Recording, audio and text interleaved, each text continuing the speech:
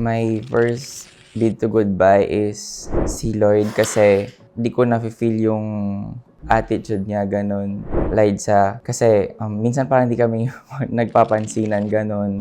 Anya, she gained weight during the weekly challenge. Kyle Tato, because we do not have much collaborations compared to the other 5. Si Lloyd, kasi nag-gain po siya ng 0.5 kilos imbes na nag-lose ng weight. Si Anya, because nag-gain din po siya ng 2 kilos. Una ay si Anya po, si Lloyd.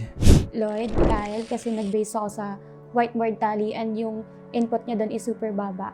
Anya, instead of siya po yung dapat mag-lose ng weight, siya po yung malaking nag-gain ng weight. And si Lloyd, Si Lloyd, Anya, isa pa po sa bid to goodbye ko. Si Anya kasi every weekend palagi siyang lumalabas. Siyempre 1 million pinag-uusapan natin dito. Si Lloyd. Si Lloyd. Parang napapansin ko rin na si Lloyd medyo may attitude. Si Anya. Si Anya kasi dati tinitingala ko from season 6 and I expected more pagdating sa season 7 kasi I've heard na isa siyang leader. Pero di ko alam na ngayon kasi parang na out of focus siya. Kyle? Si Kyle kasi yung content niya is talking content pero tawag nito, kapag gusto ka lang niyang i-collab doon ka lang nilalapitan. Lloyd? Liza, na-obserbahan ko na namimili siya ng iko-collab niya, si Benjo. Di po siya masyado nakikipag-collab sa ibang sisi.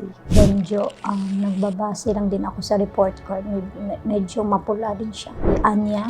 Lloyd, Benjo. Si Lloyd, di Anya. Dahil base sa mga naririnig ko dito sa mga content creators na bossy daw si Anya. And ang pinakaayaw ko sa lahat, yung ipagkakalat mo sa mga content creators dito na sinabihan kita ng plastic sa Revelation. Kasi guys, pareho kami ni Anya na ayaw namin sa plastic. So ngayon, Anya, ang masasabi ko lang sa'yo, sana i-apply mo yan sa sarili mo para hindi yun gawin sa'yo ng iba. Si Lloyd, Anya. Anya. Si Benjo. Never kasi si Benjo nakipag-collab sa akin. So, Anya.